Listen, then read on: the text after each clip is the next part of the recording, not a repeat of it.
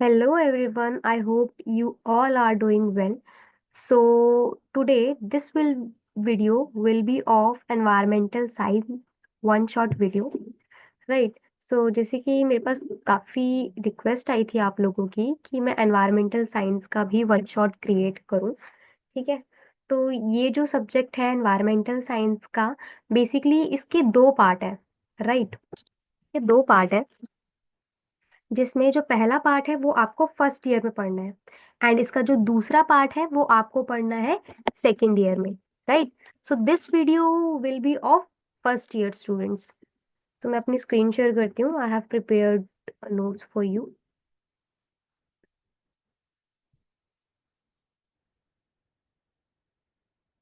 I hope it is visible now. तो year one, that is ability enhancement course of yours, environmental science theory into practice, part one, ठीक है। सो इसमें first unit रहने वाली है introduction to environmental studies के ऊपर, जिसका सिलेबस मैंने आपको यहाँ पे दे दिया है। एंड स्टार्ट करते हैं यूनिट नंबर वन से, ठीक है। एंड स्टिल अगर आपको इन बिटवीन कोई डाउट आता है, कोई भी चैलेंजेस आते हैं, तो you can comment down and I will definitely reply to your comments. And thank you so much for showing your love and support to me, it means a lot. Okay. So environment क्या होता है? Basically environment क्या होता है, आपके surrounding में जो भी चीजें आप देख रहे हो ना, उसी को सराउंडिंग कहते हैं, उसी को एनवायरमेंट कहते हैं। And environment refers to the surrounding conditions, influences or factors affecting a system, organism or process, right? All the things that are surrounded by you is called as environment in basic terms. So, the term environment is derived from the French word that is environ.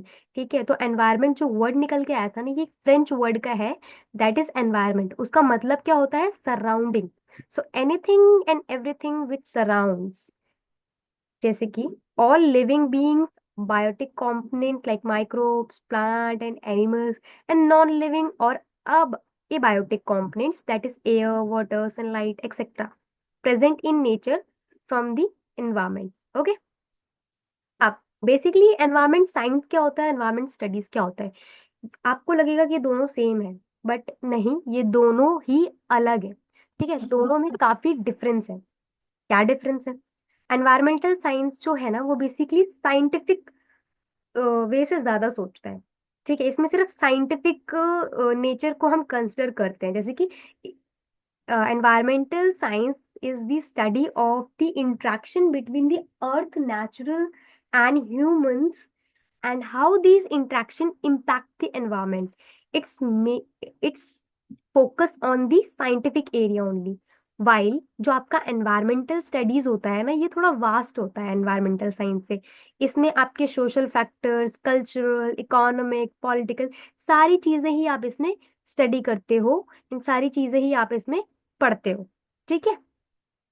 So environmental study is a multidisciplinary subject which studies various dimensions, scientific, social, cultural, economic, political, of the environment, its issue and challenges and tangible solution in a holistic way। It studies the human environment interaction and its result at the micro and the macro level. So basically study करता है कि human environment का जो interaction हो रहा है nature के साथ, उसका क्या इफेक्ट पड़ रहा है माइक्रो लेवल पे एंड मैक्रो लेवल पे।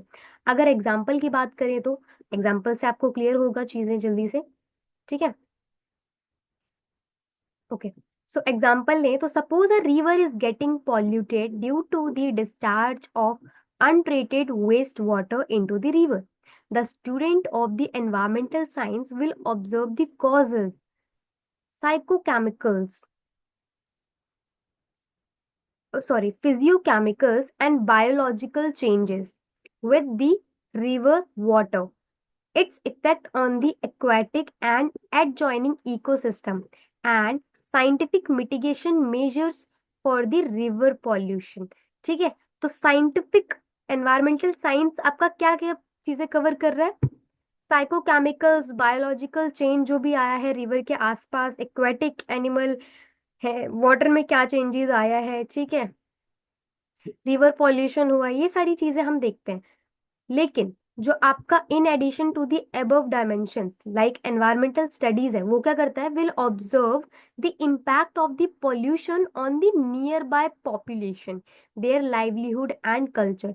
सो बेसिकली आपका जो एनवायरमेंटल स्टडीज है ना, ये उस रिवर के आसपास की जो जगह है ना, उसको भी स्टडी करेगा, एंड उसका क्या इफेक्ट पड़ रहा है, उनकी लाइवलीहुड पे क्या इफेक्ट पड़ रहा है, उनके कल्चर पे क्या इफेक्ट पड़ रहा है उस रिवर पॉल्यूशन से।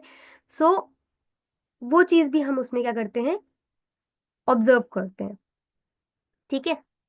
सो environmental studies is a vast, ठीक है, as comparison to environmental science. I hope I am very very much clear to you, and still if you have any doubt you can comment down to me, right. And any suggestions from you कि मुझे और कैसे improve करना है, that you can also suggest. I just welcome your suggestions as you say. ठीक है। Multi disciplinary nature of the environment क्या होता है, जैसे कि एनवायरमेंट स्टडी जो होता है वो मैंने बताया कि काफी सारे एक्सपेक्ट्स को लेके कंसिडर करता है, जैसे कि physical, chemical, biological, social science and all the things. So it integrates various disciplines to understand and address environmental issue holistically. That we know. Key fields contributing to environmental studies includes. So यहाँ पे ना की fields लिखी हुई हैं जो contribute करती हैं environmental studies में, जैसे कि ecological, examining interaction between organism and their environment. सो क्या करते हैं इसमें, एग्जामाइन करते हैं interaction of organism and their environment में कि क्या इफेक्ट पड़ रहा है।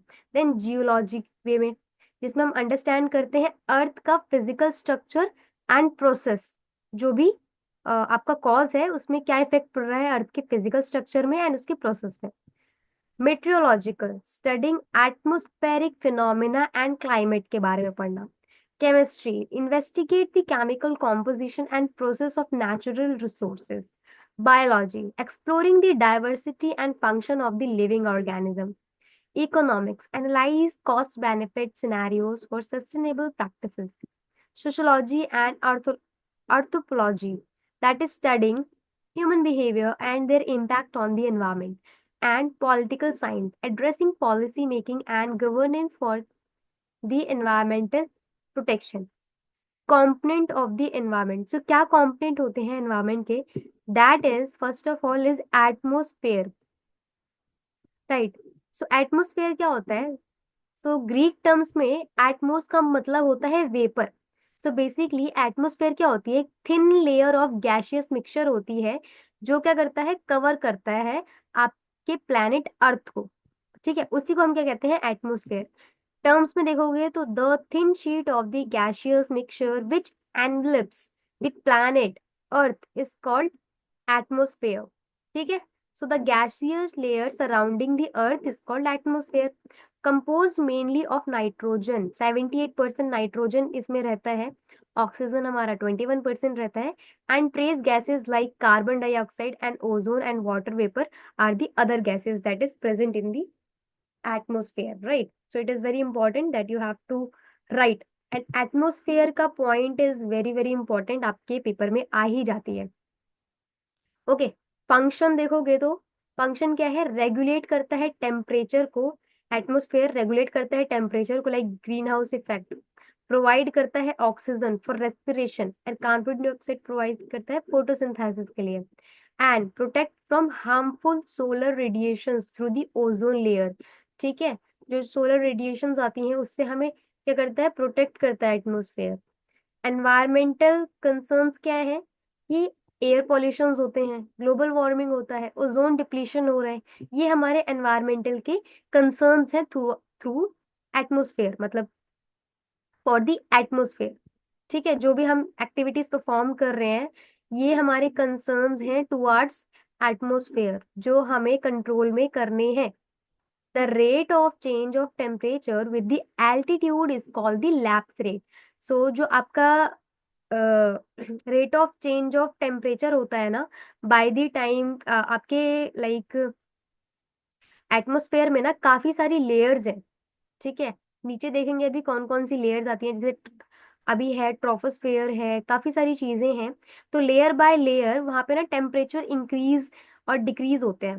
ठीक है, तो इसी को हम लैप्स रेट कहते हैं।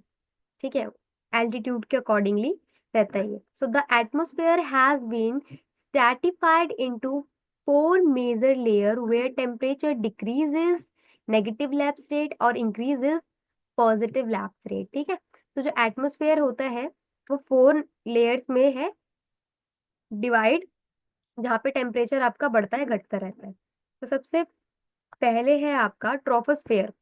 तो ट्रोपोस्फेयर क्या होता है? The altitude of this layer varies from 16 kilometre at the equator to 8 kilometre at the pole. तो ये हमारी एल्टीट्यूड की रेंज बताइए, that is 16 kilometre at the equator to 8 kilometer at the pole. The largest percentage of the air mass is found in this region. तो जो largest percentage of air होता है ना, ठीक है, वो इस रीजन में फाइंड किया जाता है। ठीक है, जिस एयर में अभी आप सांस ले रहे हो। The upper layer is called ट्रोपो tropopause. तो इसकी जो अपर लेयर होती है ना, उसको हम क्या कहते हैं? ट्रोपोपोज कहते हैं। Temperature decreases with an increase in altitude -6.4 degree Celsius पर किलोमीटर। सो ये टेम्परेचर डिक्रीज होता है with in increase in altitude. ठीक है, जैसे जैसे आपका एल्टीट्यूड इंक्रीज होता जाता है वैसे वैसे आपकी -6.4 डिग्री सेल्सियस से आपका क्या होता है, इसमें टेम्परेचर जो है वो डिक्रीज होना स्टार्ट कर देता है in this layer and varies from 15 degree Celsius ground level to -56 degree Celsius, that is tropopause. तो इसमें ना हमारा 15 डिग्री सेल्सियस से ग्राउंड लेवल से स्टार्ट होता है एंड -56 डिग्री सेल्सियस तक जाता है, जहाँ पे हमारा ट्रोपोपोज हो जाता है। ट्रोपोपोज का मतलब है जहाँ पे वो चीज रुक जाती है। ठीक है, इसके बाद से क्या होगा, फिर दूसरी लेयर स्टार्ट हो जाएगी अपना वर्क करना।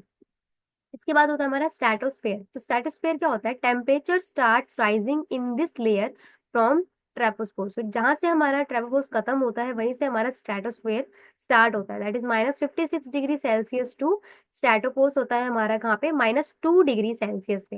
एज ओजोन O3, जहाँ पे आपका ओजोन O3 अवेलेबल होता है, layering the upper stratosphere absorb the solar radiation. And यहीं से आपका क्या होता है? सोलर रेडिएशन को एब्जॉर्ब किया जाता है एंड टेम्परेचर यहाँ से राइज होता है। ठीक है, तो यहीं से आपकी जो सन की जो लेयर्स आती हैं, हार्टफुल लेयर्स आती हैं, रेजेस आती हैं, सॉरी। ठीक है, वो इसको क्या करता है? एब्जॉर्ब करता है ना, हमें प्रोटेक्ट करता है काफी सारी चीजों से। The ozone layer in this region absorb harmful UV radiations, particularly UVB radiations 280 nm to 315 nm, because of which life is possible on the earth's surface. Just because of that हमारी अर्थ में life possible. अगर हमारी ये layer ना हो तो हमारी जो सन से जो हमारी हार्मफुल रेजेस आती हैं, हार्मफुल रेडिएशंस आती हैं, वो हमें डायरेक्टली रीच आउट करेंगे, दैट कैन बर्न अस। तो उससे क्या होगा, आपकी काफी सारी चीजें, आपका एग्रीकल्चर नहीं होगा and आपको इतनी स्किन डिजीज होंगी, बेसिकली सर्वाइवल नहीं हो पाएगा अर्थ पे। ठीक है, इसी की वजह से हमारी लाइफ जो है वो पॉसिबल है।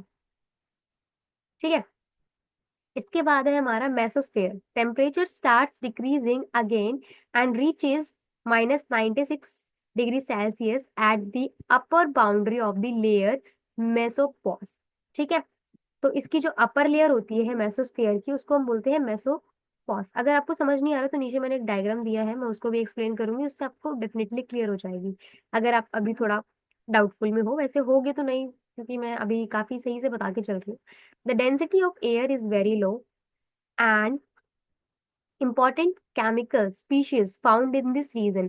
So जो डेंसिटी ऑफ एयर होती है ना इस कंडीशन में काफी स्लो लो होती है एंड यहाँ पे important केमिकल स्पीशीज फाउंड किए जाते हैं, जैसे कि O2+, NO+, यहाँ पे आयंस जो होते हैं बेसिकली वो फाइंड आउट किए जाते हैं, which do not absorb much solar radiation, जो आपके ज्यादा रेडिएशंस को एब्जॉर्ब नहीं कर पाते। This cause the decline in the ambient temperature in the region. ठीक है, थर्मोस्फेयर। थर्मोस्फेयर क्या होता है?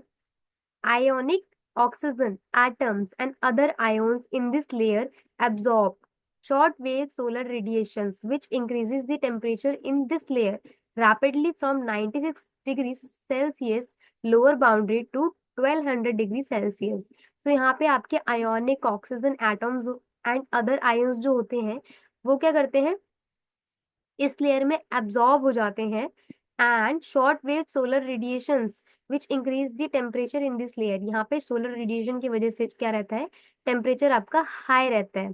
ठीक है, 96 डिग्री सेल्सियस से लेके 1200 डिग्री सेल्सियस अपर लेयर तक जाता है। तो यहाँ पे देखोगे आप, तो यहाँ पे मैंने एक टेबल के फॉर्म में आपको ना पूरी की पूरी चीजें दे दी हैं, जैसे कि एल्टीट्यूड दे दिया है मैंने आपको, टेम्परेचर का वेरिएशन क्या रहेगा अगर आपको मतलब रिकॉल करने में थोड़ा प्रॉब्लम आ रहा है। सो हमारा सबसे पहले ट्रोपोस्फेयर पढ़ा था हमने, जैसे 15 से लेके -56 डिग्री सेल्सियस था। देन हमने स्ट्रेटोस्फेयर पढ़ा था, that is -56 degree Celsius to -2 degree Celsius. And then हमने मेसोस्फेयर पढ़ा था, -2 degree Celsius to -96 degree Celsius. And last में हमने थर्मोस्फेयर पढ़ा था, that is -96 degree Celsius to 1200 degree Celsius. Prominent chemical species जो फाइंड आउट की जाती हैं इन लेयर्स में, that you can see, and characteristic यहाँ पे लिखी हुई है। ठीक है, so that you can refer. Notes मैं आपको इस डिस्क्रिप्शन बॉक्स में दे दूंगी, तो वहां से आप इसको डाउनलोड कर लीजिएगा। ठीक है, ये रहा मेरा डायग्राम जो मैंने आपके लिए यहाँ पे लगाया हुआ है। ठीक है, सो बेसिकली अगर आप देखोगे तो यहाँ से देखो ट्रेफोस्फेयर ग्राउंड लेवल से स्टार्ट हो रहा है, देन यहाँ पे देखो पॉज हो चुका है। इसके बाद फिर हमारा स्टार्ट हुआ है ट्रेफोस्फेयर, यहाँ से जो आपके ओजोन लेयर है, मेन कंसेंट्रेशन है यहाँ पे। माउंट एवरेस्ट देखो यहाँ तक जाता है, फिर इसके बाद से हमें प्रॉब्लम आनी शुरू हो जाती है ना सांस की, तो that is because of that stratosphere यहाँ पे होता है। इसके बाद फिर हम और ऊपर जाते हैं जब हम, तो यहाँ पे हमारा स्टेपोपोज हो जाता है। इसके बाद हमारा मेसोस्फेयर स्टार्ट हो जाता है, यहाँ पे देखो लिखा हुआ है कितने किलोमीटर से ऊपर तक के। इसके बाद आपका मेसोपॉज आ जाता है यहाँ पे, फिर इसके बाद आपके बाद आता है थर्मोस्फेयर, एंड एंड में आपका थर्मोपॉज। थर्मोपॉज तो आ जाता है, ठीक है।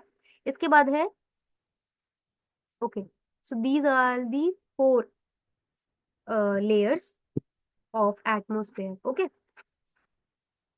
आई hope it is very much clear. And ये क्वेश्चन आ जाता है क्योंकि एटमोस्फेयर को आप एक्सप्लेन कर पाओगे आराम से। ठीक है, सो वैसे आता है, लास्ट ईयर भी आई रिमेम्बर कि ये क्वेश्चन आया था एटमोस्फेयर के ऊपर। ठीक है, हाइड्रोस्फेयर क्या होता है? सो हाइड्रो मीन्स वाटर, ठीक है, in terms of Greek. Hydrosphere represent water masses on the planet present in solid, liquid, and gaseous phases.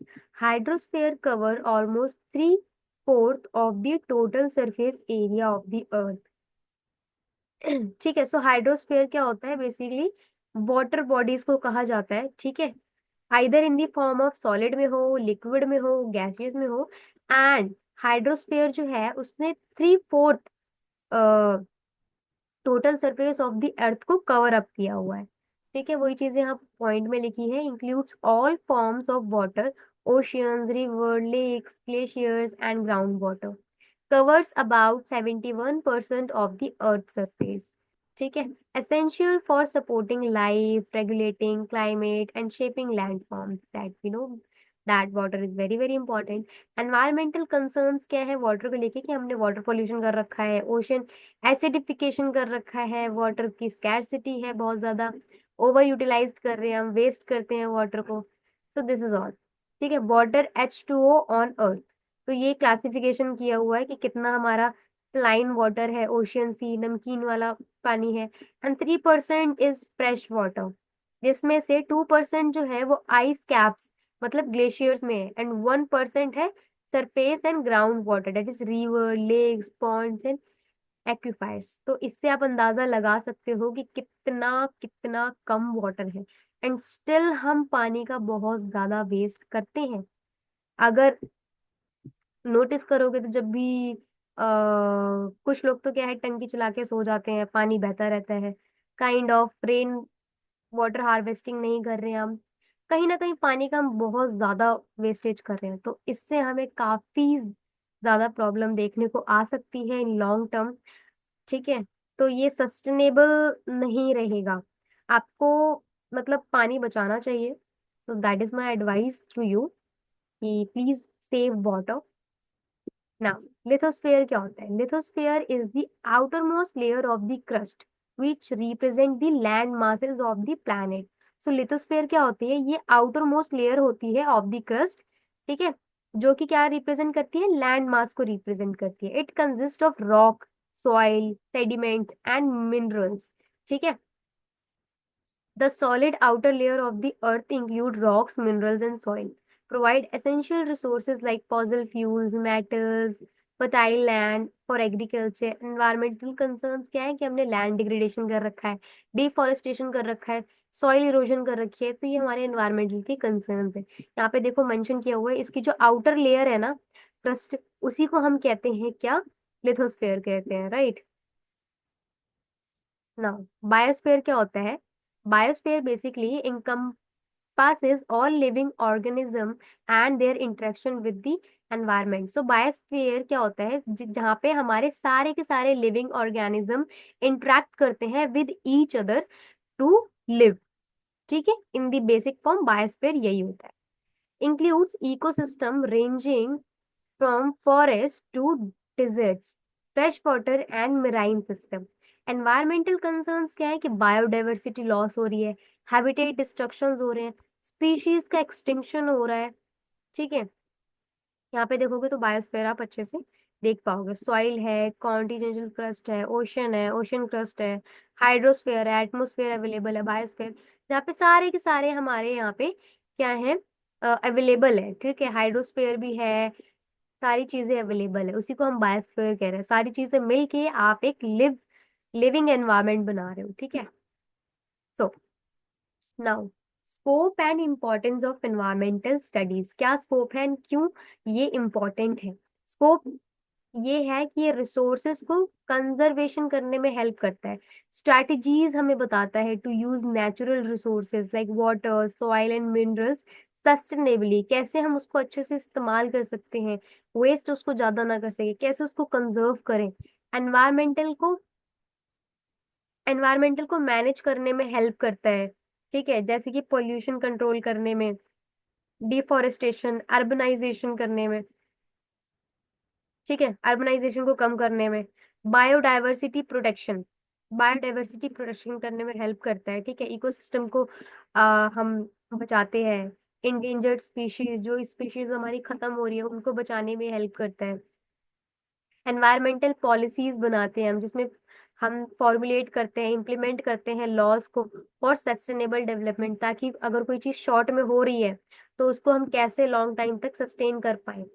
Environmental education हम प्रोवाइड करते हैं, जिससे अवेयरनेस बढ़ती है, बिहेवियर का चेंज आता है इन सोसाइटी में, सब लोग अवेयर होते हैं उस चीज से, ठीक है। ट्राई करते हैं कि जो चीजें हमारे एनवायरमेंट को इफेक्ट कर रही हैं उसको, उसमें हम चेंजेस लेकर आए, ठीक है। इम्पोर्टेंस क्या है? अवेयरनेस क्रिएशन होती है, ठीक है। हेल्प करता है इंडिविजुअल को understand the impact of their action on the environment. Problem solving है कि प्रोवाइड करता है टूल्स एड्रेस एनवायरमेंटल चैलेंजेस। हम एनवायरमेंटल के चैलेंजेस को पता लगा पाते हैं, ठीक है, उसको सॉल्व कर पाते हैं। फ्यूचर की प्लानिंग हमें बताता है। Support strategies for sustainable living and development. Interconnected understanding highlights the relationship between ecological balance, economic stability, and social well-being. Concept of sustainable and sustainable development, ठीक है। तो सस्टेनेबिलिटी हमने सबने पढ़ी है कि सस्टेनेबिलिटी क्या होती है। बेसिकली इसमें हम क्या करते हैं, ये एक एबिलिटी होती है to maintain ecological balance by using resources in a way that does not deplete them for the future generation. कि मतलब हम ऐसे उस नेचुरल रिसोर्सेज का यूज करें कि वो फ्यूचर जनरेशन के लिए भी वो अवेलेबल रह पाए, उसमें हम कुछ डिप्लीशन ना करें, कुछ उसको खराब ना करें, ठीक है, कंजर्व करें। सस्टेनेबल डेवलपमेंट बेसिकली क्या होती है? So defined by the Brundtland report as the development that meets the needs of the present without compromising the ability of future generation to meet their own needs, right? इसको बोलते हैं sustainable development. Key principles of sustainable development क्या है? सबसे पहले environment को protection करना, minimise pollution को, कंजर्विंग करना रिसोर्सेज को, इकोनॉमिक ग्रोथ जिसमें हम प्रमोट करते हैं equitable growth without harming ecosystem, social equity करना, ensuring access to resources and opportunities for all. Example for sustainable practices में रेन्यूएबल एनर्जीज आती हैं, जिसमें हमने सोलर एनर्जी, विंड एनर्जी लाई है। ठीक है, वाटर हार्वेस्टिंग एंड रिसाइकलिंग कर रहे हैं हम चीजों की। सस्टेनेबल एग्रीकल्चर ला रहे हैं, ऑर्गेनिक फार्मिंग ला रहे हैं rather than using fertiliser and chemicals. Green building technologies ला रहे हैं। ठीक है, तो ये सारे एग्जांपल्स हैं for sustainable practices. Now brief history of environmentalism. तो ब्रीफ हिस्ट्री क्या है? सबसे पहले प्री इंडस्ट्रियल एरिया देखो, ये एरा देखो। प्री इंडस्ट्रियल एरा में क्या था? People lived in harmony with nature, relying on renewable resources. Environmental changes were limited to localized impacts like deforestation for agriculture. So पहले के जमाने में क्या होता था ना कि पहले पीपल काफी ज्यादा हार्मनी मतलब रखते थे अपने नेचर के लिए, काफी ज्यादा रिलाय थे रेन्यूएबल रिसोर्सेज में। ठीक है, उनको अपनी जरूरत के बारे में पता था, वो जितना उनको जरूरत होता था वो उतना ही इस्तेमाल करते थे। ठीक है, रिस्पेक्ट करते थे नेचर की, राइट। एंड पेड़ पौधे वो कम काटते थे, जितना उनको जरूरत होते थे उतना ही करते थे, वरना वो और हमेशा सूखी लकड़ियां काटते थे, कभी भी हरे भरे पेड़ वो लोग नहीं काटते थे। प्री इंडस्ट्रियल एरा की बात कर रही हूँ। ठीक है, वहां पे लोग जो है मोस्टली एग्रीकल्चर पे डिपेंड थे, तो उसी वजह से सारे काम होते थे। बट इंडस्ट्रियल रेवोल्यूशन आने के बाद 18-19 सेंचुरी में, जहाँ पे रैपिड इंडस्ट्रियलाइजेशन हुआ, इससे इसकी वजह से क्या हुआ कि लार्ज स्केल में डिफोरेस्टेशन करने लग गए हम। ठीक है, पेड़ काटने लग गए, जिसकी वजह से फिर क्या हुआ, हमारा एयर वाटर पॉल्यूशन भी इंक्रीज होता चला गया। ठीक है, इंडस्ट्रीज की वजह से पॉल्यूशन, देन उसका जो वेस्ट निकलता था हम उसको वाटर में बहा देते थे।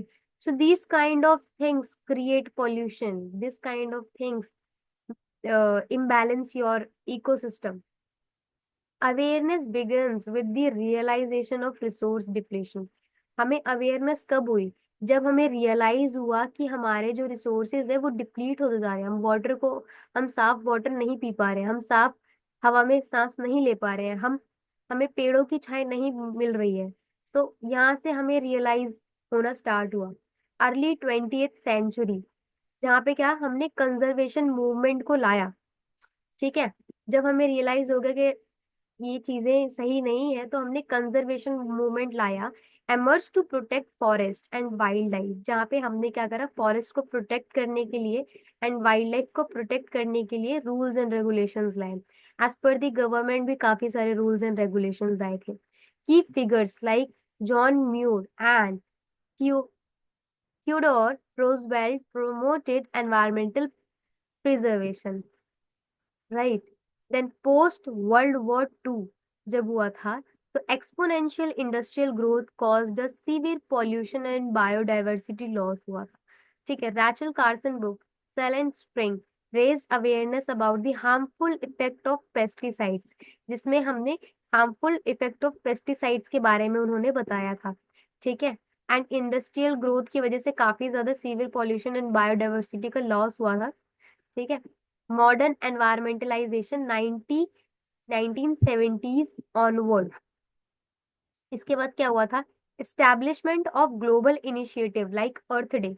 तो हमने क्या करा था यहाँ पे, अर्थ डे को ग्लोबल इनिशिएटिव लिया था 1970 में। फॉर्मुलेशन करी थी एनवायरमेंटल लॉज की, like clean air act, clean water act. तो ये सारे एनवायरमेंटल के लॉज क्रिएट किए गए, इंटरनेशनल एग्रीमेंट किए गए like the Kyoto Protocol and Paris Agreement aimed at mitigating climate changes.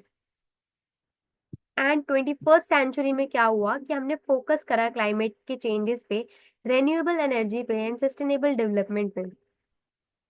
And global movement like Fridays for Future led by Greta and emphasized youth engagement। काफी स्कूलों में भी हमने देखा होगा कि हम क्या करते हैं, जब प्लांट्स लगाते हैं, ठीक है, एनवायरमेंट डे में हम क्या करते हैं, इनिशिएटिव ले रहे हैं, स्कूल के बच्चों को भी सिखा रहे हैं कि प्लांट मोर ट्री, राइट। सो ये काइंड ऑफ इनिशिएटिव है जो हमने लिए हैं। Unit 2, now unit 1 is completed and now unit 2। कुछ चीजें होंगी जैसे जो आपको समझ में नहीं आ रही है, that you can refer from the book, and book is very very good. ठीक है, तो यहाँ से आप काफी सारे रिसोर्स पढ़ सकते हो। काफी सारी चीजें ऐसी भी हैं इसमें जो सिलेबस में गिवन नहीं है, that you can study, that's depend on you. अगर आप पे टाइम है तो आप पढ़ लो, अगर नहीं है तो आप नोट से पढ़ लो, इट्स डिपेंड अपॉन यू। ठीक है, so now unit 2 is ecosystem, ये हमारा सिलेबस है इकोसिस्टम का। चलते हैं यूनिट 2 पे। Definition and concepts of ecosystem. Ecosystem क्या होता है, एक फंक्शनल यूनिट है जहाँ पे living organism and non living organism क्या करते हैं, इंटरेक्ट करते हैं आपस में, ताकि वो सरवाइव कर सके। ठीक है, the term was first coined by Arthur Tansley in 1935। ना की फीचर ऑफ इकोसिस्टम क्या है कि इंटरडिपेंडेंस रहती है ऑर्गेनिज्म एंड एनवायरनमेंट में। ठीक है, to maintain a balance, energy flow रहता है, जैसे कि सनलाइट देखोगे तो प्राइमरी एनर्जी सोर्स है, ठीक है, जो ड्राइव करता है सिस्टम को। मटेरियल साइकिलिंग रहती है जहाँ पे continuous cycling of nutrients ensures ecosystem stability को इंश्योर करता है। डायनेमिक नेचर होता है बिकॉज इकोसिस्टम जो है वो काफी ज्यादा डायनेमिक है, and change with due to natural और ह्यूमन इन्फ्लुएंसेस के, उससे चेंज होता रहता है। स्ट्रक्चर ऑफ इकोसिस्टम में सबसे पहला है हमारा बायोटिक कॉम्पोनेंट। बायोटिक कॉम्पोनेंट क्या होते हैं, the living organism in an ecosystem, उसी को हम बायोटिक कॉम्पोनेंट कहते हैं। प्रोड्यूसर्स, सो इसमें सबसे पहले आते हैं प्रोड्यूसर। प्रोड्यूसर कौन होते हैं, प्रोड्यूसर को हम ऑटोट्रॉफ्स ही कहते हैं। प्रोड्यूसर्स वो होते हैं जो क्या करते हैं, प्रोड्यूस करते हैं चीजें, राइट, जो अपना खाना खुद बनाते हैं, उसी को हम प्रोड्यूसर कहते हैं। ठीक है, जैसे कि देखोगे green plants, algae and certain bacteria that convert solar energy into chemical energy via photosynthesis. Example, phyto phytoplankton in an aquatic ecosystem। ठीक है, तो एग्जाम्पल दिया है। ठीक है, तो ये हमारे प्रोड्यूसर हुए। कंज्यूमर कौन होते हैं, हेट्रोट्रॉफ्स होते हैं, जो क्या करते हैं, depends on producer for food. ये क्या करते हैं, प्रोड्यूसर को खाते हैं, ग्रीन प्लांट्स हो गए, ये सब चीजों को खाते हैं हमारे हेट्रोट्रॉफ्स। ठीक है, ये भी क्लासिफाइड है in three terms, that is primary consumer, that is herbivorous, secondary consumer that is carnivorous, and हमारा होता है थर्ड टर्जरी कंज्यूमर। ठीक है, हर्बीवोरस कौन होते हैं, जो करते हैं डायरेक्टली क्या करते हैं, प्रोड्यूसर्स को ईट करते हैं। ठीक है, जैसे कि डियर हो गए, ग्रासोफर्स हो गए, ये डायरेक्टली खा लेते हैं प्रोड्यूसर्स को। सेकेंडरी कंज्यूमर्स कौन होते हैं, जो क्या करते हैं, फीड ऑन हार्बीवोरस, जो क्या करते हैं, हार्बीवोरस को खाते हैं, लाइक फ्रॉग हो गए, फॉक्स हो गए। ठीक है, एंड टर्जरी कंज्यूमर्स क्या होते हैं, जो क्या करते हैं, कार्निवोरस को खाते हैं। ठीक है, तो अगर आप देखोगे तो काइंड ऑफ चेन है यहाँ पे, ठीक है, हेटेरोट्रॉफ्स में। तो प्राइमरी कंज्यूमर्स क्या हुए, इन्होंने प्रोड्यूसर को खाया। सेकेंडरी कंज्यूमर्स हमारे प्राइमरी को खा रहे हैं, हर्बीवोरस को खा रहे हैं। एंड टर्जरी कंज्यूमर्स क्या खा रहे हैं, कार्निवोरस खा रहे हैं। ठीक है, जैसे कि हॉक। एंड डिकम्पोजर क्या होते हैं, यहाँ पे डिकम्पोजर बेसिकली बैक्टीरियाज होते हैं और फंगी होती है, जो क्या करती है, ब्रेक डाउन करती है डेड ऑर्गेनिक को, एंड उसी से अपना न्यूट्रिशन लेती है, एंड उसी से वो सरवाइव करती है, matter and recycling nutrients. Then हमारा आता है एबायोटिक कॉम्पोनेंट। एबायोटिक कॉम्पोनेंट क्या होते हैं, non living factors that influence the ecosystem, इसी को हम एबायोटिक कॉम्पोनेंट कहते हैं। तो इसमें बेसिकली क्लाइमेट फैक्टर आता है आपका। क्लाइमेट फैक्टर में देखोगे जैसे कि लाइट, टेम्परेचर, ह्यूमिडिटी, रेन, ये सब कंसिडर करते हैं। एंड इडाफिक फैक्टर होते हैं जिसमें soil, organic and inorganic component होते हैं ऑफ सॉइल, सबस्ट्रेम एक्सेट्रा, ये सारी चीजें कंसिडर होती हैं। ठीक है, एबायोटिक में बेसिकली नॉन लिविंग थिंग्स जो हुई। ठीक है, इसके बाद है हमारा फंक्शंस ऑफ इकोसिस्टम। तो क्या फंक्शन है इकोसिस्टम का, सबसे पहले ये फिजिकल प्रोसेस है जिसमें एनर्जी फ्लो होती है, ठीक है। So the ecosystem operates unidirectional flow of energy beginning from sun to produce and then to various trophic levels of consumer. So physical process रहता है यहाँ पे जहाँ पे हमारा यूनिडायरेक्शनल फ्लो ऑफ एनर्जी रहता है, ठीक है। सिंगल साइड से रहता है, सन से हमारी एनर्जी प्रोड्यूस होती है एंड देन हमारा as per the levels of consumer वो डिवाइड होती जाती है, वो उनको मिलती चली जाती है। Laws of thermodynamic in energy flow. तो क्या लॉज है हमारे थर्मोडायनेमिक्स में in energy flow? First first law ये कहता है कि energy is conserve but transform. तो एनर्जी जो होती है वो कंजर्व होती है, कंजर्व तो होती है बट लेकिन ट्रांसफॉर्म भी होती है। जैसे कि सोलर एनर्जी जो कन्वर्ट होता है वो केमिकल एनर्जी में कन्वर्ट होता है, राइट। कभी भी रॉ फॉर्म में नहीं रहता एनर्जी। अब जब हम खाना खाते हैं तो वो हमारा ग्लूकोज में कन्वर्ट होता है, सो एनर्जी कन्वर्ट हो रही है। सेकेंड लॉ क्या है? Energy is lost as heat at each trophic level, and energy जो है हमारी वो लॉस होती है as heat at each trophic level. तो जैसे जैसे आपकी कंजम्पशन लेवल जाती है ना, जैसे कि सपोज प्रोड्यूसर जो है उसने हमारा 70% एनर्जी क्या करी, जनरेट करी बाय दी सनलाइट, ठीक है। बिकॉज कुछ एनर्जी तो वो भी वेस्ट जाएगी, कुछ वो कंज्यूम कर पाएगा। इसके बाद जो उसके प्राइमरी ईटर्स है, जैसे डियर हो गया, ये सब हो गए, वो ग्रास वगैरह खाएंगे। तो वो जब खाएंगे ना, तो यहाँ देखो -10% एनर्जी ही उनपे क्या होगी, ट्रांसफर होगी, ठीक है। तो उसका 10% उनको ट्रांसफर होगा, लाइक दिस ओनली, ठीक है। सो इतना हमारे यहाँ पे चीजें रहती हैं। So that's depend upon you कि आपको कैसा कंज्यूमर बनना है, राइट। एंड कार्निवोरस जो होते हैं, कार्निवोरस आप जो कार्निवोरस वो होते हैं जो हर्बीवोरस भी खा सकते हैं, मतलब घास वगैरह भी खा सकते हैं, एंड वो लोग मीट वगैरह भी खा सकते हैं। बट द थिंग इज कि मीट में आपकी जो जो बीमारियां अगर होंगी तो वो चीज भी आपसे फिर ट्रांसफर होंगी, आपकी बॉडी में ट्रांसफर होंगी, एनर्जी भी ट्रांसफर होगी और उनकी बीमारियां भी ट्रांसफर होंगी, राइट। सेकेंड है हमारा बायोलॉजिकल प्रोसेस। तो बायोलॉजिकल प्रोसेस क्या है यहाँ पे, कि फूड चेन है हमारी यहाँ पे, एक लाइन सीक्वेंस है जो एनर्जी ट्रांसफर करती है थ्रू डिफरेंट ट्रॉपिक लेवल। जैसे कि सबसे पहले ग्रास ईट किया ग्रास ऑफर ने, देन ग्रास ऑफर को किसने ईट किया, फ्रॉग ने, फ्रॉग को किसने ईट किया, स्नेक ने, स्नेक को किसने ईट किया, हॉक ने, ठीक है। तो ये काइंड ऑफ एक फूड चेन है। फूड वेब क्या होती है? A complex network of interconnected food chains with an in ecosystem. तो जैसे कि फूड चेन है, सो मल्टीपल फूड चेन जब आपकी होती है ना तो उसको हम फूड वेब कहते हैं। इकोलॉजिकल सक्सेशन क्या होता है? The natural process by which ecosystem evolve over time. So basically हमारा जो इकोसिस्टम है ना वो जनरेशन बाय जनरेशन वो चेंज होती रहती है, इवॉल्व होती रहती है, ठीक है। उसी को हम क्या कहते हैं, इकोलॉजिकल सक्सेशन कहते हैं। प्राइमरी सक्सेशन क्या होती है? Occurs on the bare surface like rocks, जिसमें हमारा ये क्या करती है, रॉक्स पे हमारे बेयर करती है, जैसे कि वोल्केनिक इरप्शन होता है। प्राइमरी सक्सेशन क्या होता है? Occurs in previously inhabited but disturbed area like after forest fire, ठीक है, जो डिस्टर्ब एरियाज होती हैं।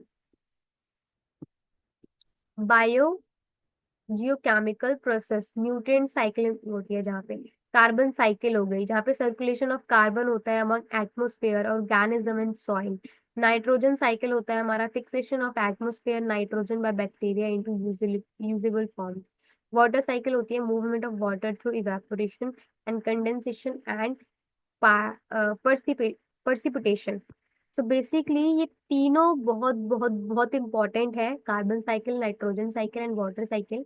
And last year I guess ये क्वेश्चन पूछा गया था, तो डेफिनेटली इनको पढ़ के जाइएगा। मैंने यहाँ पे बहुत मतलब इतना डिटेल में नहीं लिखा, इनकी साइकिल्स नहीं बनाई है, इनके प्रोसेस नहीं लिखे हैं, ठीक है, बिकॉज ये डॉक्यूमेंट काफी बड़ा हो जाता है, दैट्स वाई।